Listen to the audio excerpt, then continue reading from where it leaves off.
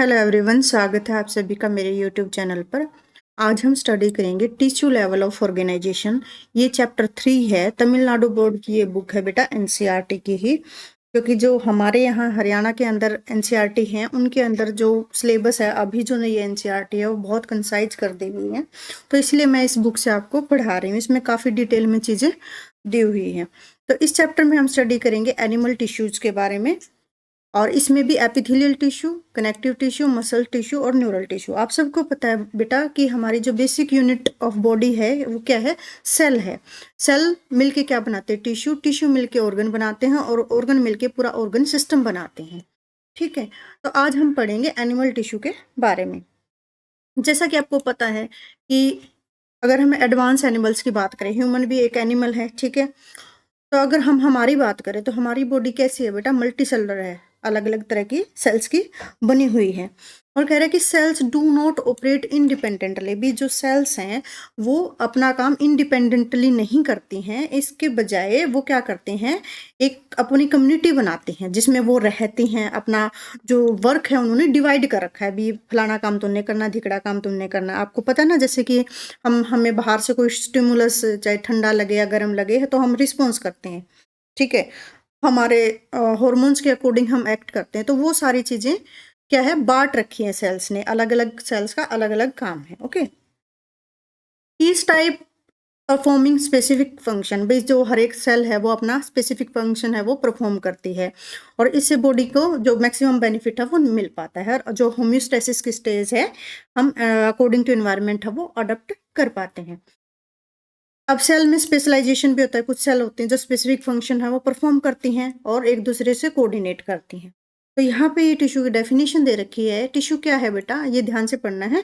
Group of cells that are similar in structure. भाई similar structure, same ना हो लेकिन सिमिलर हो, ठीक है। ग्रुप ऑफ सेल जो सिमिलर सेल्स हैं, और वो क्या करते हैं? परफॉर्म करते हैं कॉमन या उस जैसा कोई फंक्शन, कॉमन और रिलेटेड फंक्शन। तो इस तरह से ये टिश्यू की डेफिनेशन है। और ये जो टिश्यू है बेटा वो एक स्पेसिफिक पैटर्न के अंदर ऑर्गेनाइज होते हैं, ठीक है। लेयर बाय लेयर इस तरह से ऑर्गेनाइज होते हैं, और उस पैटर्न से फिर मिलके ये क्या बनाते हैं? ऑर्गन्स बनाते हैं। जैसे कि हमारा लंग्स हो गया, हार्ट, स्टमक, किडनी, है ना। और किडनी मिलके क्या बनाएगी बेटा? एक्सक्रीटरी सिस्टम बनाती है। स्टमक मिलके, स्टमक का जो इसोफेगस होगी, स्टमक होगी, ये सारी चीज मिलके क्या बनाती है बेटा? ये डाइजेस्टिव सिस्टम बनाते हैं, ठीक है। हार्ट जहाँ पे होता है वहाँ पे क्या बनता है? सर्कुलेटरी सिस्टम बनता है। तो ऑर्गन मिलके क्या बनाते हैं? ऑर्गन सिस्टम बनाते हैं। और इसीलिए टिश्यू को बेटा लिविंग फैब्रिक का नाम दिया जाता है। तो कई बार क्वेश्चन पूछ लें, लिविंग फैब्रिक किसको कहते हैं? सेल को, टिश्यू को, किसको? तो आप टिश्यू का ऑप्शन है वो टिक करोगे। भी दो या दो से ज्यादा ऑर्गन है जो फिजिकल और केमिकल फंक्शन परफॉर्म करते हैं, इससे ऑर्गन सिस्टम बनता है। ऑर्गन सिस्टम के मैंने एग्जांपल पहले ही बता दिया आपको। Digestive system, respiratory system, circulatory system, तो ये सारे किसके एग्जांपल हैं?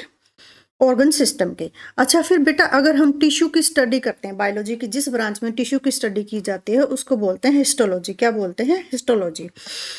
अब हम बात करते हैं एनिमल टिश्यू की। तो एनिमल टिश्यू बेटा बेसिकली जो प्राइमरी, जो बेसिक टिश्यू होता है वो 4 तरह का होता है, ठीक है, जिससे हमारी बॉडी है वो बनी होती है। एक है एपिथेलियल टिश्यू जो बॉडी को कवर करता है, जैसे हमारी स्किन है ना, स्किन ने बॉडी को कवर कर रखा है। तो स्किन में बेटा क्या है? एपिथेलियल टिश्यू है। कनेक्टिव टिश्यू, जैसे बोन्स में टेंडन और लिगामेंट्स होते हैं बेटा, ठीक है, और मूवमेंट के हमें हेल्प करते हैं। मसल्स टिश्यू और कनेक्टिव टिश्यू, जैसे ब्लड क्या है? ब्लड एक कनेक्टिव टिश्यू है, कनेक्शन का काम करता है। डिफरेंट डिफरेंट हॉर्मोन्स है वो डिफरेंट डिफरेंट सेल्स को, ऑर्गन सिस्टम को प्रोवाइड करता है। ओके, और एक है नर्वस टिश्यू। तो ये काम करेगा बेटा, कंट्रोल का काम करेगा। ये यहाँ पे एक डायग्राम देखा रखा है इन्होंने, फ्लो चार्ट। ये देखो कि एनिमल टिश्यू है 4 तरह का है बेटा, एपिथेलियल, कनेक्टिव, मस्कुलर और न्यूरल। फिर हमने एपिथेलियल टिश्यू को 2 भाग में डिवाइड कर दिया, सिंपल टिश्यू, कंपाउंड टिश्यू। फिर सिंपल टिश्यू के भी बेटा पार्ट्स हैं, स्क्वैमस, क्यूबोडियल, कोलुमनार, सिलिएटेड, सूडोस्ट्रेटिफाइड। इनके नाम से ही पता चल रहा है, कंफ्यूज होने की जरूरत नहीं है। आप अगर आराम से पढ़ोगे तो अभी आपको चीजें याद हो जाएंगी। देखो स्क्वैमस, आप ऐसे कहते हैं ना, कोई चीज को स्क्वैश कर दिया, बिल्कुल निचोड़ दिया। तो किसी चीज को आप निचोड़ दोगे, स्क्वैश कर दोगे, बिल्कुल प्रेशराइज कर दोगे, तो वो क्या हो जाएगा? फ्लैट हो जाएगा, है ना।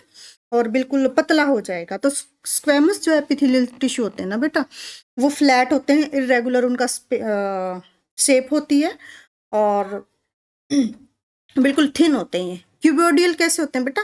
क्यूब क्यूब देखिए ना, आइस क्यूब वगैरह देखी होगी फ्रिज के अंदर, तो इस तरह से थोड़े से राउंडेड स्ट्रक्चर। कोलम कोलम कैसा होता है बेटा? थोड़ा सा राउंड और लंबा होता है इस तरह से, तो वो आपको कोलमनार होंगे। सिलिएटेड बेटा, मान लो ये टिश्यू है, इसके ऊपर छोटे छोटे हेयर लाइक स्ट्रक्चर आपको मिलेंगे, उसको बोलते हैं सिलिएटेड। जैसे हमारे नाक के अंदर क्या होता है, सिलिएटेड एपिथेलियल टिश्यू आपको मिलेगा, क्योंकि ये क्या करते हैं, मूवमेंट में हेल्प करते हैं, डस्ट पार्टिकल को अब्जॉर्ब करते हैं, ठीक है, उनको बॉडी से बाहर फेंकने की कोशिश करते हैं। शूडो स्टेटिफाइड मतलब कि शूडो कोई चीज मतलब पूरी तरीके से वो चीज डेवलप नहीं हुई, ऐसे लगेगा कि कोई चीज। स्ट्रेटिफाइड का मतलब होता है बेटा लेयर में, कोई चीज लेयर जैसी नजर आएगी, लेकिन वो एक्चुअली में लेयर्ड नहीं होते हैं। ओके, तो आज हम पढ़ेंगे सिंपल टिश्यू के बारे में, क्योंकि इसके काफी सारे पार्ट्स हैं, तो अभी हम ये देखेंगे सिंपल टिश्यू को। ओके बेटा, तो एपिथेलियल टिश्यू, जैसे हमने ये सारी जो क्लासिफिकेशन अभी तक पढ़ी है एपिथेलियल टिश्यू की, कि सिंपल और कंपाउंड, और सिंपल में भी हमने ये 5 तरह के पढ़े हैं। तो सबसे पहले आपको एपिथेलियल टिश्यू के बारे में पता होना चाहिए। तो कह रहा है कि जो एपिथेलियल टिश्यू है वो सीट ऑफ सेल्स है, एक चद्दर की तरह है, जो बॉडी को कवर करती है, बॉडी सरफेस को कवर करती है, ठीक है। जहां जहां पे भी इसको खाली सरफेस मिलेगा उसको कवर करेगी। अब देखो ये जो फिगर है ना, यहाँ पे मैं बताती हूँ, मान लो कि ह्यूमन बॉडी है बेटा, ह्यूमन बॉडी है, तो ह्यूमन बॉडी के अंदर क्या होती है, कैविटी होती है ना, खाली हमारे अगर बॉडी को देखा तो खाली एक कैविटी है बीच में, और यहाँ पे एक पर्दा होता है जिसको आप डायफ्राम कहते हो। तो डायफ्राम से ऊपर की जो कैविटी है बेटा उसको थोरेसिक कैविटी बोलते हैं, और नीचे जो हमारा ये रह गया जहाँ पे इंटेस्टाइन और रिप्रोडक्टिव ऑर्गन्स हैं, वो हमारी होगी पेल्विक कैविटी। तो जहां जहां पे भी बॉडी के अंदर थोड़ा बहुत स्पेस मिलेगा, वहां वहां आपको एपिथेलियल टिश्यू मिलेगा। मतलब जहां बॉडी कैविटी होती है वहां पे क्या होगा, आपको एपिथेलियल टिश्यू मिलेगा। और जहां ट्यूब होंगी वहां पे भी एपिथेलियल टिश्यू मिलेगा। बेटा एपिथेलियल टिश्यू का काम कवर करने का है, ठीक है, इतना सा आपको याद रखना भी। जहां पे भी खाली स्पेस मिलेगा, दो सेल्स के बीच में जगह मिलेगी, इसको वहां पे आपको क्या मिलेगा, एपिथेलियल टिश्यू मिलेगा। ओके, तो कवरिंग का काम है बेटा as a lining epithelial tissue and as a glandular epithelial tissue, मतलब कि लाइनिंग का काम करेगा, मैंने बताया कि बॉडी कैविटी को लाइन करने का काम करेगा। और ग्लैंडुलर, जहां पे भी ग्लैंड्स होंगे बेटा, glands are always made up of epithelial tissue, ये आपको याद रखना है, ठीक है, ये लाइन भूलनी नहीं है आप लोगों को। जैसे आपको मैं कैसे एग्जाम्पल दूँ, अपने घर में सोफा होता है ना, सोफा होता है, सबके घर में होगा मोस्टली। सोफे के ऊपर हम चादर बिछा के रखते हैं, और सोफा का जो कवर होते हैं ना, तो वो कवर क्या करते हैं बेटा, सोफे को क्या कर रखा उन्होंने, कवर कर रखा, उसको प्रोटेक्शन भी। किससे प्रोटेक्ट कर रहे हैं हम सोफे को, हम धूल मिट्टी से प्रोटेक्ट कर रहे हैं, कोई मतलब कोई स्टेन वगैरह ना लग जाए, है ना, कुछ लिक्विड वगैरह ना गिरे तो सीधा सोफे पे ना लग के उस पे कवर पे ही लग जाए। तो इनका क्या काम है, लाइनिंग एपिथेलियल, ग्लैंडुलर एपिथेलियल, इस तरह से बॉडी को ये कवर करते हैं। फंक्शन क्या है बेटा, प्रोटेक्शन, सबसे पहला प्रोटेक्शन है, दूसरा अब्जॉर्प्शन, तीसरा फिल्ट्रेशन, एक्सक्रीशन, सिक्रीशन और सेंसरी। ये काम है किसका, एपिथेलियल टिश्यू का। देखो अगर मैं आपको बताऊं, कहीं पे डायग्राम ड्रॉ करते हैं, देखो मान लो यहाँ पे थोड़ा सा बताने की कोशिश करूँ मैं आपको।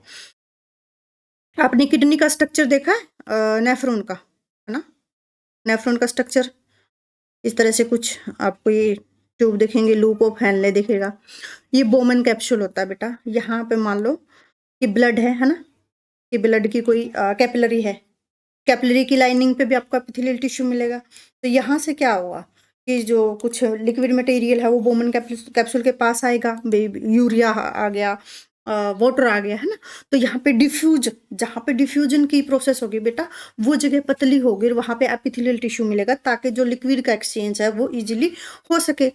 फिर ये क्या है, पीसीटी, पीसीटी ट्यूब है ना, अगर आपने कभी एक्सक्रीटरी सिस्टम पढ़ा है ह्यूमन का तो आपको ध्यान होगा, नेफ्रॉन में प्रोक्सिमल कन्वोल्यूटेड ट्यूबल्स, कन्वोल्यूटेड मतलब मुड़ी हुई बेटा, कॉइल फॉर्म में, ठीक है। प्रोक्सिमल मतलब पास में, किसके पास में, बोमन कैप्सूल के पास में।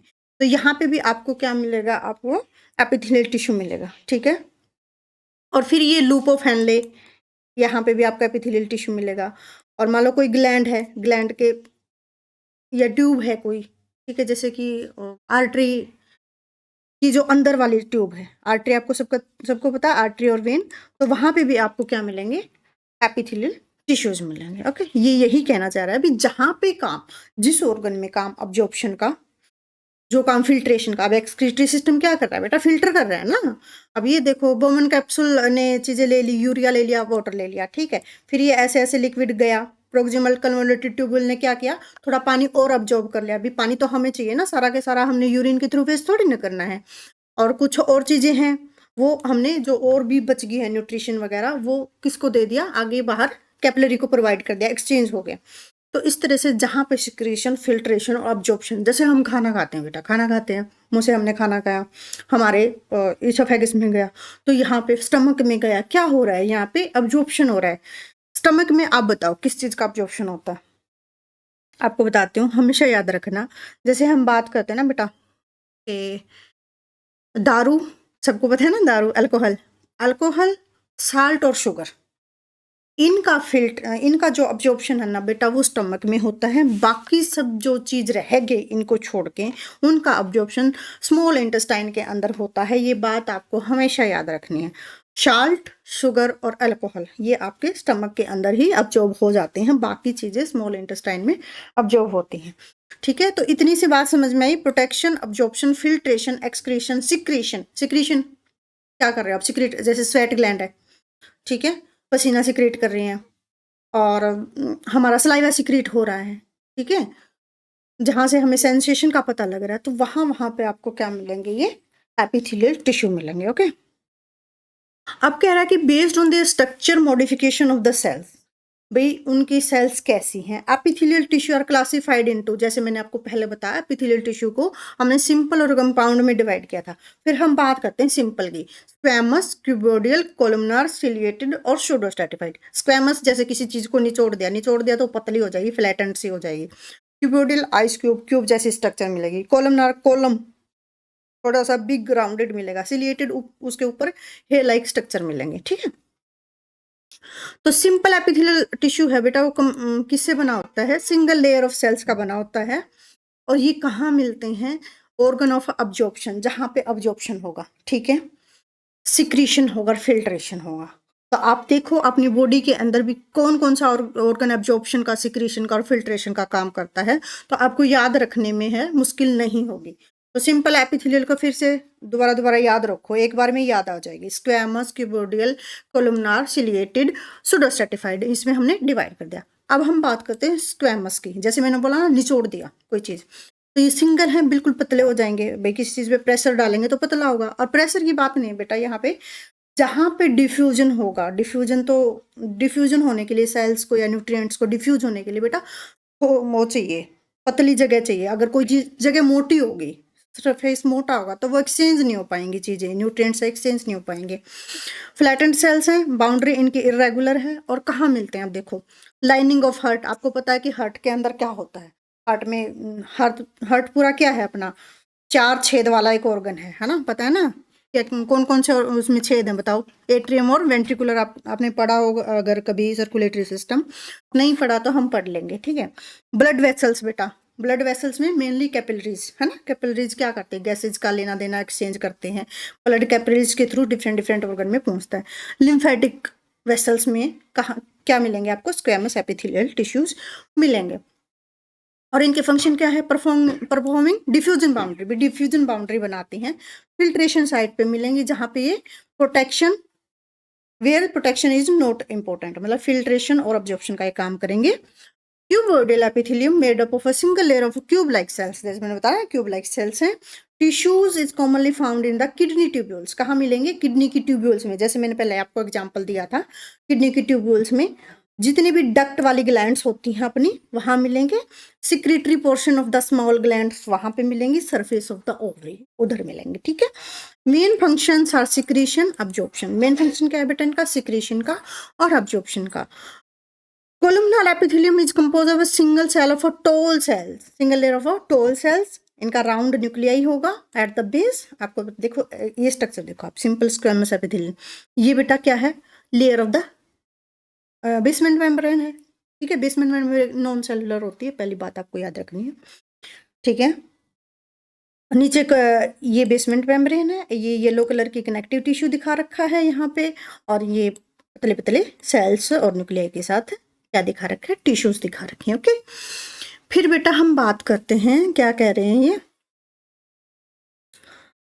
ओवल न्यूक्लियाई है कोलुमनार में, it lines the digestive track. कहाँ मिलेंगे बेटा आपको कोलुमनार डाइजेस्टिव ट्रैक में, स्टमक से लेके रेक्टम तक आपको कोलुमनार एपिथेलियम टिश्यूज हैं वो मिलेंगे। इनकी दो मॉडिफिकेशन है बेटा लाइनिंग के आधार पे, जैसे जहाँ पे जो अब्जॉर्प्शन ज्यादा करना होगा ना बेटा, कुछ इस तरह के आपको ये दिखेंगे, ये फिंगर लाइक प्रोजेक्शन दिखेंगे, ये बेटा आपको इंटेस्टाइन में मिलेंगे। क्यों? जहां पे अब्जॉर्प्शन बढ़ाना होगा, अब इंटेस्टाइन में तो सारा चीजें हैं, स्मॉल इंटेस्टाइन में अब्जॉर्ब हो रही हैं, तो सरफेस एरिया को इंक्रीज करने के लिए hair like sorry finger like projection होते हैं, फोल्डेड मेम्ब्रेन होती है, जिनको क्या बोलते हैं बेटा, माइक्रोविलाई कहते हैं। कहाँ मिलेंगे? अब्जॉर्प्टिव सेल्स में मिलेंगे, और गोबलेट सेल्स में मिलेंगी, जो कि क्या सिक्रेट करती हैं बेटा, म्यूकस सिक्रेट करते हैं। मान लो कि ये हमारा स्टमक है ना, इस तरह से मैं बना दूं छोटा सा